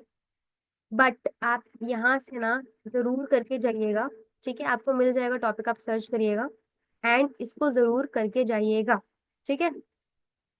छोड़िएगा मत, बिकॉज इम्पोर्टेंट तो है। कॉन्सेप्ट इन इकोसिस्टम देखोगे तो यहाँ पे प्रोडक्टिविटी आता है सबसे पहले, कि प्राइमरी प्रोडक्टिविटी होती है the rate at which producer convert solar energy to biomass. Gross primary productive होती है जिसमें टोटल एनर्जी कैप्चर होती है। नेट प्राइमरी प्रोडक्टिविटी क्या होती है, जिसमें energy available to consumer, GPP respiration. Secondary productivity biomass generation by consumer, ठीक है। तो प्राइमरी प्रोडक्टिव में रेट होती है जिसमें प्रोड्यूसर कन्वर्ट कर पाते हैं सोलर एनर्जी को टू बायोमास। जीबीपी आपकी टोटल एनर्जी जो कैप्चर की जाती है वो, and NPP is the energy available to consumer, कितनी एनर्जी वो अवेलेबल है। सेकेंडरी में आपकी बायोमास जो एनर्जी ट्रांसफर होती जा रही है, तो कितना ट्रांसफर, 10% ट्रांसफर होता है ना। इकोलॉजिकल पिरामिड, इकोलॉजिकल पिरामिड आती हुई है, pyramid of numbers, number of organism at each topic level. Pyramid of biomass, biomass at each topic level. Example, forest have inverted pyramid. ठीक है। pyramid of energy, energy flow always upright. ठीक है। सो इन तीनों के भी पिरामिड आपको book में मिल जाएंगे, दैट यू कैन स्टडी। ठीक है। एंड देन है हमारा होमोस्टैटिस। सो होमोस्टैटिस क्या होती है, ecosystem maintains balance through feedback mechanism. Example, predator free chemical. So आप लोग सोच रहे होंगे कि मैंने ये चीजें इतनी डिटेल में क्यों नहीं लिखी है, बिकॉज कि अभी मेरे पास ना टाइम थोड़ा कम है, so that's why I'm just creating a one short lecture for you, so in that कि मैं काफी जो बड़े बड़े टॉपिक्स है ना वो कवर अप नहीं कर पाऊंगी। कार्बन साइकिल हो गई, that's a literally very big topic, मतलब वो टॉपिक आपका अकेला ही 20 to 30 मिनट्स का है, ये तीनों जो साइकिल्स है। But I have to cover it within around 130 hours, so that's why I just created it. And मैंने नोट्स तो आपको बता ही दिए हैं कि आपके आइडिया में तो है ही कि मुझे ये चीजें पढ़नी है। ठीक है। तो पूरा आपको इस पे ही फोकस नहीं रहना है, आपको बुक भी देख के चलनी है। इसके अलावा बुक देख के चलो and nothing else, then you are completely ready for the exam. ठीक है। रिलायबल मत रहो, नोट्स आर सफिशिएंट। ठीक है, पास होने के लिए तो सफिशिएंट है, आपको नहीं पढ़ना। बट द थिंग इज कि if you wanted to score good, then please book को रखो एंड साथ साथ पढ़ते जाओ मेरे, कि मैं क्या बोलना चाह रही हूँ, and as per the book वो क्या डायग्राम शो कर रही है, क्या चीजें प्रैक्टिकल, तो वो चीजें वो ज्यादा सही रहती है। ठीक है, खाली सुनना is not a good. Okay, सुनाओ। टाइप्स ऑफ इकोसिस्टम कर रहे थे हम। टाइप्स ऑफ इकोसिस्टम में सबसे पहले तुंद्रा। तुंद्रा के फीचर्स क्या है, कोल्ड क्लाइमेट होता है यहाँ पे, प्रीमा फ्रॉस्ट रहता है, एंड यहाँ पे लो वेजिटेशन रहती है। एग्जाम्पल इन इंडिया देखोगे तो हिमालय तुंद्रा रहता है। ठीक है। थ्रेट्स क्या है, यहाँ पे क्लाइमेट चेंज रहते हैं, मेल्टिंग पिरामा फ्रॉस्ट रहता है। फॉरेस्ट, जहाँ पे फीचर क्या है, डेंस वेजिटेशन है, हाई बायोडाइवर्सिटी रहती है हमारी फॉरेस्ट में। एग्जाम्पल इन इंडिया देखो तो वेस्टर्न घाट्स हो गए, सुंदरबन हो गए। ठीक है। मैंग्रोव्स। थ्रेट्स देखोगे तो डिफोरेस्टेशन है, हैबिटेट डिस्ट्रक्शंस हो रही है। ग्रासलैंड है जिसका फीचर देखोगे तो डोमिनेंस ऑफ ग्रासेस रहती है, लो रेनफॉल रहता है हमारा यहाँ पे। एग्जाम्पल इन इंडिया देखोगे तो तेराई ग्रासलैंड्स है। थ्रेट्स है, ओवर ग्रेजिंग रहती है यहाँ पे, लैंड कन्वर्जन हो जाता है। डेजर्ट, डेजर्ट के फीचर देखोगे तो एरिड रीजन्स होती है विद लो परसिपिटेशन रहता है। ठीक है। यहाँ पे एरिड रीजन होते हैं, मतलब कि राजस्थान देखा है ना आपने, वहाँ की जैसी बंजर जमीन होती है उसको कहते हैं। Example in India Thar desert हो गया। थ्रेट्स, डी सर्टिफिकेशन रहती है यहाँ पे ड्यू टू ओवर एक्सप्लोटेशन। ठीक है। एक्वाटिक इकोसिस्टम होता है हमारा यहाँ पे। ये टाइप्स ऑफ इकोसिस्टम है हमारे। ठीक है, कितने टाइप्स के इकोसिस्टम होते हैं, तो वो चीज है, तुंद्रा है, फॉरेस्ट है, ग्रासलैंड्स है, डिजर्ट हो गया, डेजर्ट हो गया, एंड एक्वाटिक इकोसिस्टम है। तो यहाँ पे fresh waters, ponds, lake, rivers, ये चीजें हैं। थ्रेट्स क्या है कि हम इनमें पॉल्यूशन कर रहे हैं, एट्रोफिकेशन हो रहा है। मराइन, मराइन में क्या है, ओशियन हो गए, कोस्टल एरियाज लाइक एस्ट्रोसिस आ रहे हैं। एग्जाम्पल में देखोगे तो gulf of Mannar India. Threats देखोगे तो कोरल ब्लीचिंग हो रही है एंड ओवर फिशिंग हो रही है यहाँ पे। इकोसिस्टम की सर्विस देखोगे तो प्रोवाइजनिंग सर्विस है जिसमें supply of resources like food, water, timber and medicine होती है। एग्जाम्पल देखो तो fishing in Chilika lake and Orissa. तो ये सारी सर्विस है, ठीक है। रेगुलेटिंग सर्विस होती है यहाँ पे, जहाँ पे climate regulation, water purification and flood control किया जाता है। एग्जाम्पल देखोगे तो Sundarbans mangroves acting as storm barrier, ठीक है। कल्चरल सर्विस होती है, aesthetic, spiritual and recreational benefits हम करते हैं, गंगा जी में पूजा करते हैं वहाँ पे, एंड अस्थियां वगैरह भी हम वहाँ पे करते हैं, हमारी डिवोशनल चीजें हैं वो, ठीक है। That we perform, that is our cultural things. So ecotourism भी होता है इन कजीरा Kaziranga national park, supporting services processes like nutrition cycle and soil formulation formation. Example, fertility of Indo-Gangetic plant soils due to river sediments. तो ये सारी services है ecosystem की, ठीक है। इकोसिस्टम प्रिजर्वेशन कैसे करेंगे, कंजर्वेशन स्ट्रैटेजीज है यहाँ पे गिवन है।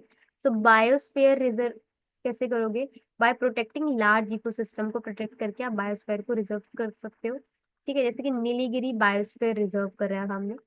Wild life sanctuaries and national park safeguard कर सकते हो हैबिटेट को, जैसे Gir national park for Asiatic lions. Afforestation and reforestation करते हो, इंक्रीज फॉरेस्ट कवर होगा इससे। सस्टेनेबल रिसोर्सेज यूज कर सकते हो ताकि बैलेंस कर पाओ डेवलपमेंट एंड कंजर्वेशन में। पॉल्यूशन कंट्रोल कर पाओगे by implementing policies to reduce pollution. Basics of ecosystem क्या होते हैं, basics of ecosystem restoration. Definition क्या है, the process of assisting in the recovery of ecosystem that have been degraded or destroyed।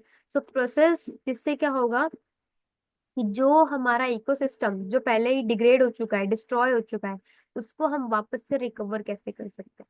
Strategies क्या है, removing इनएसिव species कर सकते हैं, रीप्लांटिंग कर सकते हैं अपनी नेटिव वेजिटेशन को, रिहैबिट हैबिलिटेटिंग कर सकते हैं डिग्रेडेड वेटलैंड्स को और रिवर्स को, कम्युनिटी पार्टिसिपेशन कर सकते हैं इन कंजर्वेशन प्रोजेक्ट्स, ठीक है। तो ये सारी स्ट्रैटेजीज हैं जिससे हम इकोसिस्टम रिस्टोरेशन कर सकते हैं। नेचुरल रिसोर्सेज यहाँ पे गिवन है, ठीक है। So this is very easy unit. सबसे पहले लैंड रिसोर्स क्या होते हैं। लैंड रिसोर्स जो होते हैं वो फंडामेंटल होते हैं जिससे हमारी ह्यूमंस की सस्टेनेबिलिटी रह पाती है, ठीक है। इकोनॉमिक डेवलपमेंट हम कर पाते हैं, जैसे कि मिनरल्स हो गया, सॉइल हो गया, agriculture, crops, forest, medicinal plants and other natural resources derive from the land. Land नहीं होगा तो हम सस्टेन भी नहीं कर पाएंगे, ठीक है, सर्वाइव भी नहीं कर पाएंगे। की लैंड रिसोर्सेज देखोगे तो सबसे पहले यहाँ पे मिनरल्स हमें मिल रही हैं, ठीक है, जो हमारी इंडस्ट्रीज में यूज हो रही है, कंस्ट्रक्शन में यूज हो रही है, टेक्नोलॉजीज में यूज हो रही है। एग्जांपल देखोगे तो आयरन ओर हो गए, बॉक्साइट हो गए, लाइमस्टोन, कोल, ये सब हमें क्या कर रहे हैं, मिनरल से रिसीव हो रहा है। कंसर्न्स देखोगे तो माइनिंग कॉजेज, लैंड डिग्रेडेशन हो रही है, हैबिटेट डिस्ट्रक्शन हो रहा है। सॉइल मिलती है हमें लैंड से, जो क्या करता है, सपोर्ट करता है एग्रीकल्चर फॉरेस्ट को। टाइप्स इन इंडिया देखोगे तो alluvial, Indo Gangetic plant, black Deccan plateau, red southern plateau and laterite soils. Concern देखोगे तो सॉइल इरोजन कर रखा है हमने, लॉस ऑफ फर्टिलिटी हो रही है हमारी, ठीक है, कंटेमिनेशन फ्रॉम केमिकल्स हो रहा है। एग्रीकल्चर क्रॉप्स होती है हमारी, India's major crops include rice, wheat, sugarcane, cotton and pulses, ठीक है। सबसे ज्यादा एग्रीकल्चर होता है हमारा लैंड के ऊपर।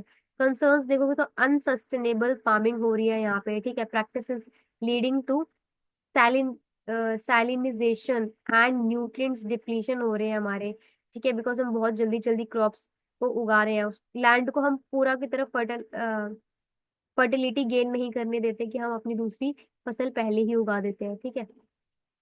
नेचुरल फॉरेस्ट प्रोडक्ट्स मिलते हैं हमें, जैसे कि timber, bamboo, resins and other raw materials हमें रिसीव होते हैं लैंड से। एग्जाम्पल देखोगे तो teak, sandalwood forest in India. Concerns देखोगे तो ओवर एक्सप्लॉइटेशन हो रही है, इलीगल लॉगिंग हो रही है फॉरेस्ट में, ठीक है। मेडिसिनल प्लांट्स हमारे मिलते हैं, जैसे कि नीम, तुलसी, एलोवेरा, अश्वगंधा, ये सारे हमारे मेडिसिनल प्लांट्स हैं। कंसर्न है कि लॉस ऑफ बायोडाइवर्सिटी हो रही है ड्यू टू डिफॉरेस्टेशन, ठीक है। Forest based industrials and livelihoods हम कर पाते हैं। एग्जाम्पल देखो तो paper, furniture and rubber industries हमें मिल पा रही है। Millions of tribal community rely on forest for their livelihood. ठीक है। Now land cover and land use में क्या डिफरेंस है? तो लैंड कवर क्या होता है? Refers to natural vegetation, water bodies और artificial structure present on land. So basically जितनी भी चीजें जिसपे हमने लैंड को कवर कर रखा है, जैसे कि नेचुरल वेजिटेशन के थ्रू, वाटर बॉडीज के थ्रू कवर है, आर्टिफिशियल स्ट्रक्चर्स जो है वो उसके थ्रू कवर है लैंड हमारी, उसको लैंड कवर कह रहे हैं। लैंड यूज चेंजेस क्या है? Conservation of forest, grassland and wetland to agriculture और urban areas due to industrialisation, population growth and urban sprawl. तो जैसे कि हमारा कन्वर्जन हो रहा है, हमारा लैंड यूज चेंज, हम कैसे पहले एग्रीकल्चर के लिए यूज करते थे, बट अभी हम क्या करें? इंडस्ट्रियलाइजेशन के लिए यूज कर रहे हैं। ठीक है। पॉपुलेशन ग्रोथ हो रही है तो अपने घर बनाने के लिए यूज कर रहे हैं। तो उस केस को हम लैंड यूज चेंज कह रहे हैं। Land degradation, soil erosion and desertification. ठीक है। ये बहुत, तीनों ही बहुत इंपॉर्टेंट टॉपिक है। लैंड डिग्रेडेशन में क्या होता है कि यहाँ पे ना रिडक्शन इन लैंड की productivity due to deforestation, mining and industrial pollution. यहाँ पे लैंड जो है वो अपनी प्रोडक्टिविटी लूज करती है। ठीक है। जैसे कि डिफॉरेस्टेशन के थ्रू, माइनिंग के थ्रू, इंडस्ट्रियल पॉल्यूशन के थ्रू लैंड में यहाँ पे इफेक्ट पड़ता है। सॉइल इरोजन में क्या होता है? Loss of top soil due to wind और वाटर। तो जैसे कि लैंड, जब हमारे पेड़ कटते हैं तो हमारे रूट्स ही सबसे ज्यादा सॉइल को होल्ड करते हैं। पेड़ कटने के बाद वो जो सॉइल होता है, अपर लेयर हो जाती है, अपर लेयर जो होती है सॉइल की, वो हवा से, पानी के थ्रू वो हट जाती है। ठीक है। जिससे क्या होता है? ओवर ग्रेजिंग होती है, डिफॉरेस्टेशन होता है, इम्प्रॉपर फार्मिंग प्रैक्टिसेस होती है। फिर हमारा होता है डिसर्टिफिकेशन। इससे क्या होता है? ये क्या होता है? जिसमें degradation of arid and semi arid lands into desert. यहाँ पे क्या होता है? हमारी बंजर जमीन स्टार्ट हो जाती है। ठीक है। जैसे ही आपका सॉइल इरोजन होता है तो आपका फिर क्या करते हैं? धीरे धीरे अपनी फर्टिलिटी लूज कर देती है लैंड, पूरा वो काइंड ऑफ बंजर सी बन जाती है। तो और बंजर बन के फिर वो डेजर्ट का रूप ले लेती है। महीन मिट्टी होती है ना एकदम, जो रेत बोलते हैं। जैसे कि राजस्थान में हो गया, गुजरात में हो गया, आर प्रोन टू डिसर्टिफिकेशन। ठीक है। डिफॉरेस्टेशन के कॉजेस क्या है, इम्पैक्ट क्या है? कॉजेस देखोगे तो सबसे पहले है एग्रीकल्चर का एक्सपेंशन होना। ठीक है। डिफॉरेस्टेशन कॉजेज है कि एग्रीकल्चरल एक्सपेंशन हो रहा है। लॉगिंग फॉर टिम्बर्स, टिम्बर्स के लिए हम लॉगिंग कर रहे हैं फॉरेस्ट में, उसको हम काट रहे हैं बिना गवर्नमेंट के नोन में, चोरी छुपे काटना। इंफ्रास्ट्रक्चर डेवलपमेंट हो रहे हैं, रोड डैम्स बन रहे हैं जिसकी वजह से पेड़ काटे जा रहे हैं, फॉरेस्ट काटे जा रहे हैं, इंडस्ट्रियलाइजेशन की वजह से हो रहा है, अर्बनाइजेशन हो रहा है, दैट्स वाई डिफॉरेस्टेशन हो रहा है हमारा। इम्पैक्ट देखोगे तो लॉस ऑफ बायोडाइवर्सिटी हो रही है, वाइल्ड लाइफ अपने हैबिटेट्स को लूज कर रहे हैं। ठीक है। क्लाइमेट चेंज हो रहा है due to increase carbon dioxide level. अगर पेड़ नहीं होंगे तो कार्बन डाइऑक्साइड कौन लेगा? जिससे क्या हो रहा है? क्लाइमेट चेंज हो रहा है क्योंकि कार्बन डाइऑक्साइड बढ़ रही है। सॉइल इरोजन हो रहा है बिकॉज लॉस ऑफ फर्टिलिटी है। पेड़ की सॉइल, पेड़ के जो रूट्स है वो ही हमारे सॉइल को पकड़ के रखते हैं, मिट्टी को बांध के रखते हैं, जिसकी वजह से हमारा सॉइल इरोजन हो रहा है, जिसकी वजह से फर्टिलिटी लूज हो रही है। ठीक है। Displacement of tribal communities, tribal communities है जो वो क्या कर रही है? अपने फॉरेस्ट को छोड़ के अलग अलग जगह शिफ्ट होती रहती हैं। Now mining and dam building. Mining क्या होती है? माइनिंग एक प्रोसेस है जिसमें हम क्या करते हैं? एक्सट्रैक्ट करते हैं यूजफुल मटेरियल को फ्रॉम द अर्थ, खोद खोद के। जैसे कि गोल्ड की माइनिंग होती है, ठीक है, डायमंड्स की माइनिंग होती है, हम क्या कर रहे हैं? कोल की माइनिंग होती है। जमीन से ये चीजें निकाल रहे हैं। बताओ कितना ज्यादा हम लालची हो गए हैं अपने एनवायरमेंट के लिए कि हम कितना ज्यादा उसको एक्सप्लॉइट कर रहे हैं। ठीक है। सो इसको हम माइनिंग कहते हैं। जिस सम एग्जांपल हो गए, माइंड इंक्लूड कोल, गोल्ड, आयरन ओर, ये सब इंक्लूड है माइनिंग में। इम्पैक्ट क्या है एनवायरमेंट में? डिफॉरेस्टेशन हो रहा है, हैबिटेट का डिस्ट्रक्शन हो रहा है, वाटर पॉल्यूशन हो रहा है। इम्पैक्ट ऑन कम्युनिटीज में देखोगे तो displacement of tribal population and loss of livelihood हो रहा है। डैम बिल्डिंग क्या होता है? एक प्रोसेस होता है जिसमें हम क्या करते हैं, कंस्ट्रक्ट करते हैं barrier across a river stream to store water and control its flow. ठीक है, तो हम डैम्स जो बड़े बड़े बनाते हैं ताकि वाटर का फ्लो हम उसको कंट्रोल कर सके। ठीक है, एग्जाम्पल देखोगे तो सरदार सरोवर डैम है, टिहरी डैम है, तो ये सारे डैम्स बने हुए हैं। इन डैम्स के बनने की वजह से हमें काफी ज्यादा आ, जब बने थे, जब स्टार्ट हुए थे बनने, तो आसपास के एरिया में आप सोच सकते हो कि कितना ज्यादा प्रॉब्लम आया होगा। जो लोग रह रहे होंगे उस एरिया में, उनको छोड़ छोड़ के जाना पड़ रहा होगा। ठीक है, जो आसपास के पेड़ हो होंगे उनको काटा गया होगा। सो यही सारी सिचुएशंस है, यही सारी प्रॉब्लम्स है जो आप लिख सकते हो इम्पैक्ट में, कि एनवायरमेंटल लॉस ऑफ फॉरेस्ट हुआ, वेटलैंड्स, बायोडाइवर्सिटी रिडक्शन हुई। सोशल में देखोगे तो डिस्प्लेसमेंट ऑफ लोकल कम्युनिटीज हुई, कॉन्फ्लिक्ट्स हुए ओवर वाटर शेयरिंग में। एग्जाम्पल देखोगे तो Narmada Bachao Andolan, protect against displacement due to Sardar Sarovar dam. ठीक है, सो नर्मदा बचाओ आंदोलन भी प्रोटेस्ट किया था against displacement due to Sardar Sarovar dam. Water resources, so water जो है वो बहुत ही ज्यादा क्रिटिकल रिसोर्स है लाइफ के लिए, इकोनॉमिक डेवलपमेंट के लिए। ठीक है, दैट वी नो कि it is source from river, lakes, ground water and artificial reservoir से हम ये सब वाटर को ले पाते हैं। Natural and manmade source of water में क्या है? नेचुरल में हमारे रिवर्स हो गए, लेक्स हो गए, एक्यूफायर्स हो गए, ग्लेशियर्स हो गए, जहाँ से हम डायरेक्टली नेचर से वाटर को ले रहे हैं। मैन मेड में क्या कर रहे हैं? हम डैम्स में वाटर को रख रहे हैं, कंजर्व करके रख रहे हैं। ठीक है, कैनाल्स में रख रहे हैं, टैंक्स में रख रहे हैं, स्टोर करके रख रहे हैं वाटर को बेसिकली। ठीक है, so that you consider man made source of water, but basically natural source of water ही होता है, बट मैन मेड में इसलिए कह दिया है क्योंकि हमने उसको स्टोर करके रख लिया है। ठीक है, काइंड ऑफ चीजें बना दी है to store it. Use of water का देखोगे तो डोमेस्टिक में यूज हो रहा है, जैसे कि ड्रिंकिंग, सैनिटेशन, कुकिंग में। एग्रीकल्चर में यूज हो रहा है, irrigation, consuming about 80% of water in India. Industrial में cooling, washing and as raw material in certain industries हो रहा है। Over exploitation of water resources में surface water, excessive withdrawal from river and lakes हो रहा है। ठीक है, ओवर हम ले रहे हैं, ग्राउंड वाटर ले रहे हैं, over pumping for irrigation has led to aquifer depletion. Consequences क्या है? डिक्लाइन कर सकता है वाटर टेबल्स को, saline intrusion and drying rivers. ठीक है, flood, drought and water conflict. Flood, flood के कॉजेस क्या है? हैवी रेनफॉल है, डैम का फेल हो जाना, एनक्रोचमेंट ऑफ फ्लड प्लेन्स का हो जाना। एग्जाम्पल में देखो तो असम फ्लड। ठीक है, ड्रॉट्स कब आते हैं? कॉज प्रोनॉल्स ड्राई स्पेल्स, डिफोरेस्टेशन का होना, ओवर इरिगेशन की वजह से ड्रॉट्स आते हैं। ठीक है, एग्जाम्पल देखोगे तो Marathwada drought in Maharashtra.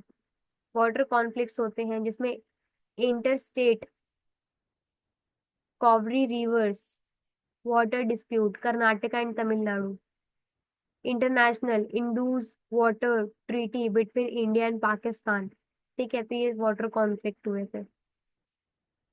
Now energy resources क्या है? एनर्जी रिसोर्स एक मटेरियल है जो यूज करते हैं हम प्रोड्यूस करने के, एनर्जी प्रोड्यूस करने के लिए, जैसे कि heat energy, electricity, power, for forming object, for moving objects, right. तो this is energy resources. Types देखोगे तो हमारी रिन्यूएबल एनर्जी होती है, एक एक होती है non renewable energy. Renewable energy वो एनर्जी होती है जिसको हम रिन्यू कर सकते हैं, ठीक है, बना सकते हैं वापस से। जैसे कि सोलर हो गया, विंड हो गया, हाइड्रो हो गया, जियोथर्मल हो गया, बायोमास हो गया, जो कि रिन्यू होती रहती है, मतलब ये खत्म नहीं होती है, रिन्यू कर सकते हैं हम इसको। सोलर सनलाइट को खत्म कर सकते हो क्या? नहीं। नॉन रिन्यूएबल वो एनर्जीज होती हैं जो डिप्लीट हो जाती है बाय द यूज, जैसे कि कोल हो गया, पेट्रोलियम हो गया, नेचुरल गैस हो गई, जो हमारी क्या कर रही है, खत्म होती जा रही है by the use of that. ठीक है, अल्टरनेट एनर्जी रिसोर्सेज देखो तो solar, wind, tidal energy are promoted under the national solar mission and other programs में हम ये सारी एनर्जीज को क्या कर रहे हैं, रिन्यूएबल एनर्जीज को प्रमोट कर रहे हैं। Example, India largest solar park in Bhadla Rajasthan. ठीक है, सो इंडिया का लार्जेस्ट सोलर पार्क कहाँ है? भादला राजस्थान में। Energy content for fossil fuels and biomass, energy contents कौन से हैं? फॉसिल फ्यूल्स के एंड बायोमास के। सबसे पहले कोल है जो हाई एनर्जी कंटेंट है, बट क्या करता है, कॉज करता है सिग्निफिकेंट पॉल्यूशन। पेट्रोलियम है जिसमें वर्सेटाइल बट नॉन रिन्यूएबल है एंड पॉल्यूटिंग है। ठीक है, ये सारे फॉसिल फ्यूल्स हैं जो एनर्जी देते हैं, बट द थिंग इज कि कुछ ना कुछ इफेक्ट करते हैं। कोल हो गया, पेट्रोलियम हो गया। नेचुरल गैस एक ऐसा गैस है जो क्लीनर है, cleaner than the coal and petroleum. Biogas होती है produce from the organic waste and eco friendly option. Agro residues, straw, husk and shell are used as biomass energy source। तो ये तीनों हमारी नेचुरल चीजें थी जिससे हम क्या करते हैं, एनर्जी जनरेट कर सकते हैं। ग्रोइंग एनर्जी नीड्स, अब एनर्जी की नीड्स बनती जा रही है। इंडिया जो है वो rapid economic growth has led to increasing demand for energy. Transitioning to renewable sources is crucial for sustainability. So India जैसे कि हमारा इकोनॉमिक, काफी इकोनॉमी इंक्रीज हो रही है, काफी ज्यादा डेवलपमेंट हो रही है, ठीक है, सो काफी ज्यादा एनर्जी की रिक्वायरमेंट है। सो हमें एक ट्रांजेक्शन करना चाहिए कि हम सोलर एनर्जी के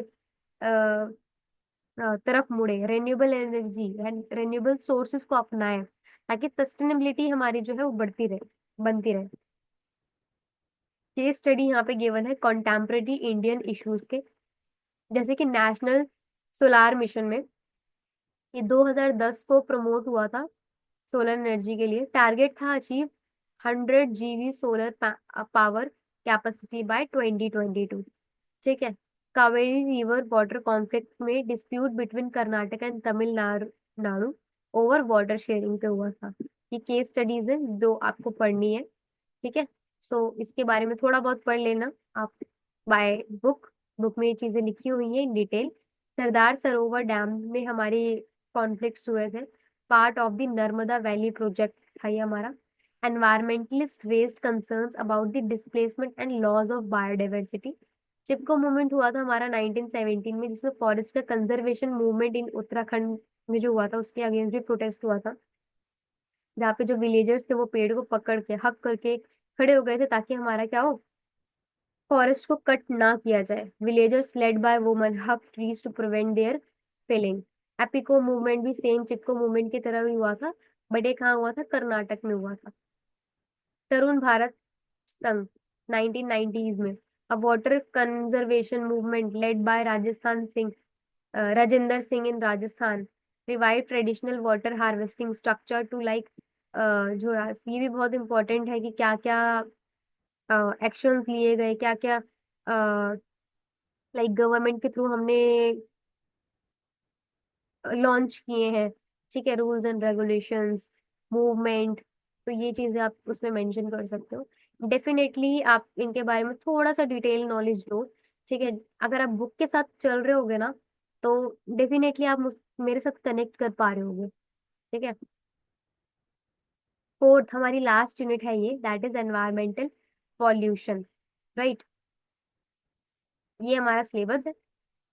एनवायरमेंटल पॉल्यूशन क्या होता है, basically environmental pollution refers to the contamination of natural resources such as air, water, soil and ecosystem, causing adverse effect on living organism and the environment. The major type of pollution are air, water, soil, thermal and noise pollution। ठीक है, तो ये सारे mainly pollution हैं environment के। Types of pollution में देखोगे तो सबसे पहला हमारा एयर पॉल्यूशन आता है। ठीक है, कॉजेज देखोगे तो हमारे नेचुरल कॉजेज क्या है, वोल्केनिक इरप्शन हो रहा है, release sulphur dioxide and ash release करता है हमारा।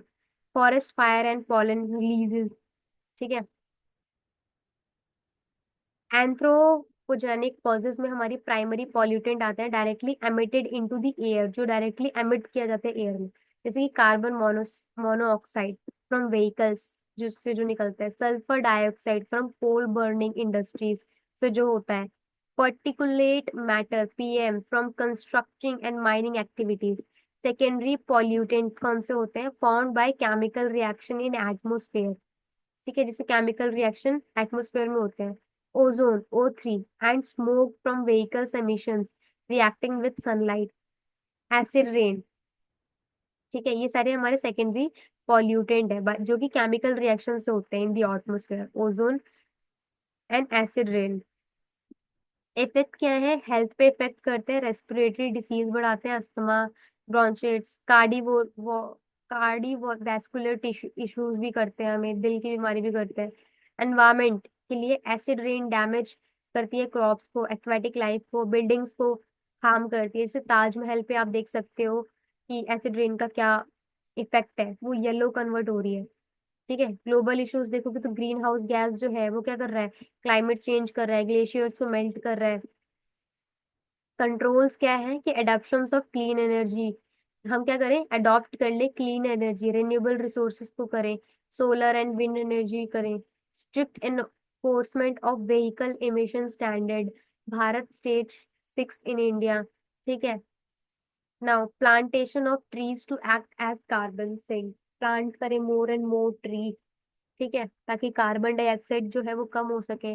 Air quality standard, national ambient air quality standard in India regulate the pollutants like PM 2.5, PM 10, SO2। ये सारी चीजें उन्होंने रख रखी है एयर क्वालिटी स्टैंडर्ड्स में।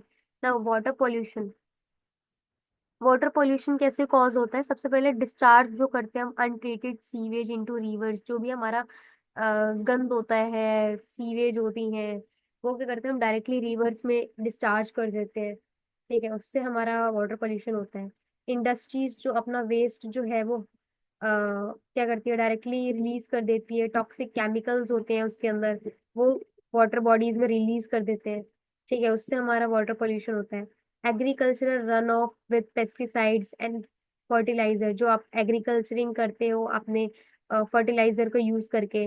Oil spills in oceans and marine dumping, ठीक है, जो ऑयल स्पिल किया जाता है ओशियंस में एंड मराइन डंपिंग में, उसकी वजह से हमारा वाटर पोल्यूशन होता है। इफेक्ट देखोगे तो हेल्थ पे इफेक्ट आता है। ठीक है, स्प्रेड करता है वाटर बॉर्न डिजीजेस को लाइक क्लोरेला, डायंस्ट्री, इकोसिस्टम डैमेज हो रहा है हमारा यहाँ पे। ठीक है, एंड बायोडाइवर्सिटी का लॉस तो हो ही रहा है, एक्वाटिक ऑर्गेनिज्म अपनी लाइफ खो रहे हैं। कंट्रोल्स क्या कर सकते हैं हम इसमें, कि installation of effluent treatment of plants, ETP। ठीक है, हम अच्छे से यूज कर पाए, अच्छे से ट्रीट कर पाए प्लांट्स को। Strict enforcement of water quality standard by agencies like the central pollution control board. ठीक है, स्ट्रिक्ट पॉलिसीज ला सके, जो ये इंडस्ट्रीज अपना वेस्ट करती, भेज मतलब डायरेक्टली थ्रो कर देती है कंपनीज में। ठीक है, तो एक काइंड ऑफ हम स्टैंडर्ड मेंटेन कर सके वाटर का, वाटर क्वालिटी को मेंटेन करने का। प्रमोट कर सकते हैं रेन वाटर हार्वेस्टिंग को, रिसाइकलिंग को, ताकि हमारा वाटर जो है वो ज्यादा से ज्यादा हम उसको कंजर्व कर पाए। Water quality standard, bureau of Indian standard BIS defines acceptable limits for contaminants like heavy metals, methanol and dissolved oxygen। इसके बाद आता है हमारा सॉइल पॉल्यूशन। सॉइल पॉल्यूशन में क्या होता है, हमारा excessive use of chemical fertiliser, pesticides and herbicides जब हम करते हैं तो हमारा सॉइल पॉल्यूशन होता है।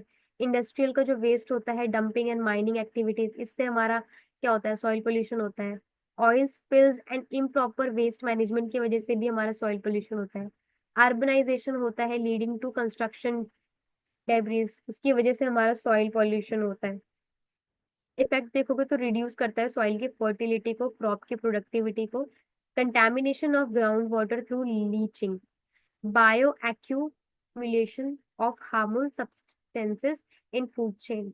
कंट्रोल्स देखोगे तो सबसे पहले हम प्रमोट कर सकते हैं ऑर्गेनिक फार्मिंग को, नेचुरल पेस्ट कंट्रोल मेथड्स को इम्प्लीमेंट कर सकते हैं, सॉइल कंजर्वेशन को, techniques like control ploughing and reforestation को रेगुलेट कर सकते हैं, इंडस्ट्रियल वेस्ट को एंड डिस्पोजल को।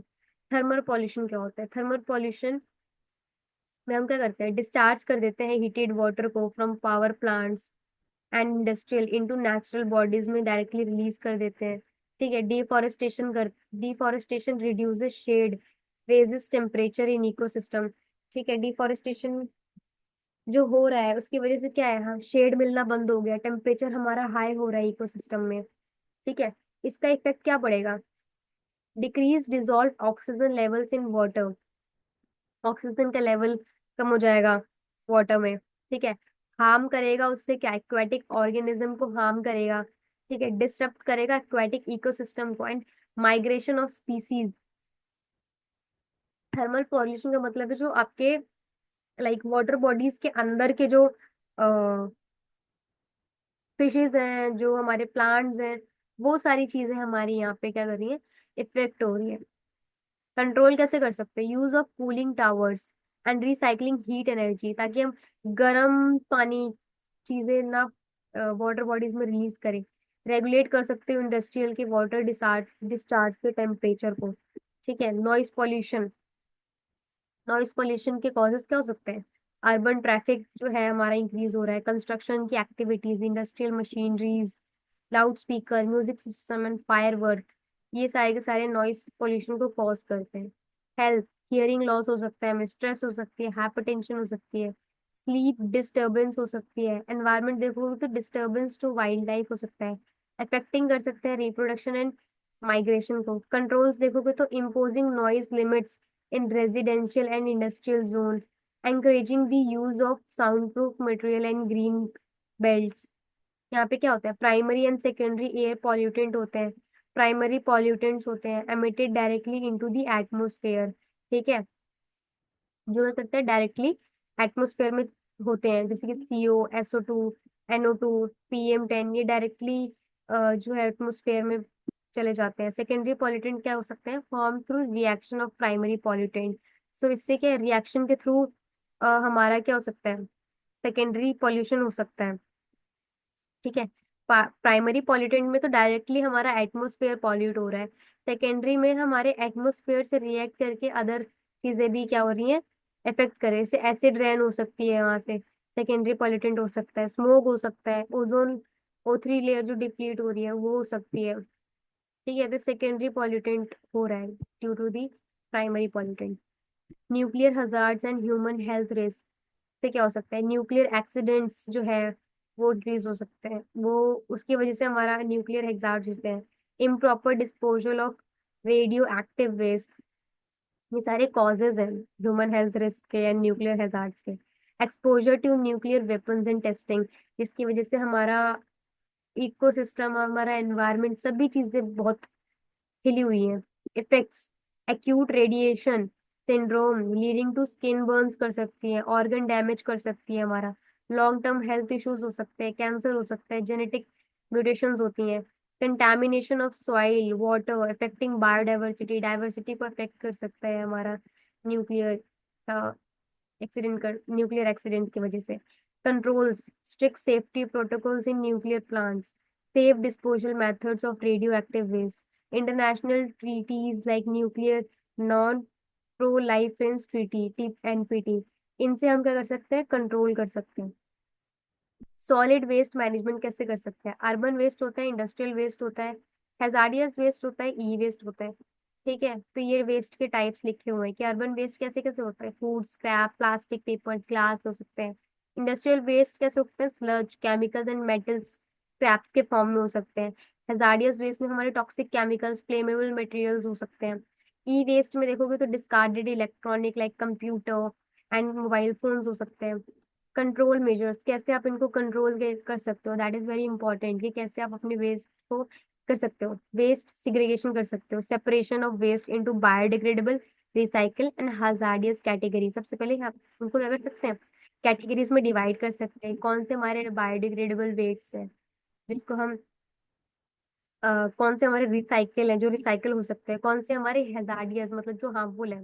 वेस्ट डिस्पोजल मेथड हम ला सकते हैं, landfills, scientific method to prevent leakage contamination, लिंक्रिनेशन ला सकते हैं, reduce waste volume but require air pollution control, composting, biodegradable waste converted into manure. ठीक है। रिसाइकलिंग एंड रीयूज कर सकते हैं, promoting circular economic and reducing landfill and burden. E waste management कर सकते हैं, पेपर रिसाइकिल कर सकते हैं, component safe disposal of toxic material कर सकते हैं। पॉल्यूशन की केस स्टडी के अकॉर्डिंग गंगा एक्शन प्लान लिया था, लॉन्च किया था 1986 में। ऑब्जेक्टिव देखोगे तो reduce pollution and rejuvenate the Ganga river, मतलब गंगा रिवर को साफ करने का हमारा ये प्लान था। ठीक है। चैलेंजेस देखोगे तो lack of sewage treatments plants, ये हमारा चैलेंजेस था। इंडस्ट्रियल की effluent and agriculture run off, ये हमारे चैलेंजेस थे। दिल्ली एयर पोल्यूशन में vehicle vehicular emission, construction dust, stubble burning and fire work के कॉजेज है। इफेक्ट देखोगे तो increase respiratory disease specially during winters में स्मोक बढ़ जाता है हमारा। ठीक है। Plastic waste management, sorry, major taken, odd even vehicle scheme लगाई थी हमने कि ऑड इवन की उससे गाड़ियां चलेंगी। बैन ऑन क्रैकर्स कर दिए थे। प्रमोशन ऑफ सीएनजी व्हीकल्स कर दी थी दिल्ली में, right. Plastic waste management rule implement किया था 2016 में, 2016 में इंट्रोड्यूस्ड किया, अमेंड किया उसको हमने 2021 में, अमेंडमेंट लाए, कुछ चेंजेस लाए। ये प्रोविजन देखोगे तो बैन करा हमने सिंगल यूज प्लास्टिक को। Producer health responsible for cycling के लिए करे, रिसाइकलिंग को हमने प्रमोट किया। चैलेंजेस देखा तो lack of infrastructure and public awareness हमने फाइंड आउट किया। भोपाल गैस ट्रेजेडी में डेट थी 3 दिसंबर 1984। इंसिडेंट क्या था, लीकेज हो गई थी यहाँ पे मिथाइल आइसो आइसोनेट गैस का from Union Carbide plant in Bhopal. Impact क्या हुआ था यहाँ पे, 15,000 death with survival facing chronic illness हुई थी। ठीक है। Environmental contamination of soil and water हुआ था। लेसन क्या लर्न करा था हमने कि importance of industrial safety and disaster preparedness. ठीक है, कि क्या हमें लर्निंग मिलेगी, कैसे हमें इंडस्ट्रियल की सेफ रखनी चाहिए, कितनी हार्मफुल चीजें अवेलेबल्स होती हैं, गैस अवेलेबल्स होती हैं जिन, मतलब छोटी सी चूक से कितनी बड़ी 15,000 डेथ्स, एंड जो लोग बचे भी उनको क्रॉनिक इलनेस है, राइट। तो ये चीजें हमें ध्यान से करनी चाहिए। ठीक है, तो ये पूरा यूनिट नंबर 2 था। इन शॉर्ट में मैंने पूरा का पूरा आपका ये एनवायरमेंटल साइंस का पूरा सिलेबस कवर अप करवा दिया है। आई नो मैंने शॉर्ट में कंप्लीट करवाया है, एंड इससे आप पास हो सकते हो। ठीक है, बट अगर आपको अच्छे मार्क्स लाने हैं तो डेफिनेटली आप मेरे साथ साथ ना, जैसे कंट्रोल्स अगर मैं समझा रही हूँ तो आप यहाँ पे कंट्रोल्स निकाल लीजिए, डिसएडवांटेज निकाल लीजिए, जो भी आपको एक्स्ट्रा पॉइंट्स लगते हैं जस्ट रीड ना। आपको करना क्या है, रीड ही तो करना है। ऐसा तो है नहीं एनवायरमेंटल साइंस बहुत ही डिफिकल्ट सब्जेक्ट है like stats and financial accounting that you have to practice, no. You just have to read, read करने से ही माइंड में रह जाता है। और हाँ, मतलब ये आपकी छोटी क्लास नहीं है कि इसमें आप आंसर्स लर्न कर लोगे ना। आप पॉइंटर्स लर्न करिए, उसको कॉन्सेप्ट समझिए, देन आप अपने पेपर में लिख पाएंगे उस चीज को। अगर आपने समझ लिया कि सॉइल पोल्यूशन क्या होता है, तो आप अपने इमेजिनेशन से उसको लिख पाओगे कि सॉइल पोल्यूशन क्या होता है, इसके क्या इफेक्ट होते हैं। ठीक है, बिकॉज एनवायरमेंटल साइंस का मतलब क्या है कि ये बहुत कॉमन है। ठीक है, हम इसको अपने एनवायरमेंट के अकॉर्डिंग, इम्पैक्ट के अकॉर्डिंग हम इसको लिख सकते हैं। ठीक है, so this is all about this video. ठीक है, this subject. And thank you so much for watching my video. जिन जिन बच्चों ने अभी पूरी वीडियो देखी है, सो उसके लिए thank you. And again thank you so much for your love and care and support. आपके बहुत ही प्यारे प्यारे कमेंट्स मुझे रिसीव होते हैं, मुझे काफी अच्छा लगता है, काफी मोटिवेटेड फील करती हूँ मैं to make such videos for you. And आगे वाले आने वाले टाइम में मैं डेफिनेटली डिटेल्ड एक्सप्लेनेशन भी लाऊंगी, राइट। बट धीरे धीरे करके हम प्रोसीड करेंगे इस चैनल में, बिकॉज ठीक है, सो एक साथ नहीं, धीरे धीरे ग्रेजुअली हम इसमें ग्रोथ लेंगे साथ में। So thank you so much everyone for watching my video. Bye bye. All the best for your exam. ठीक है, बाय।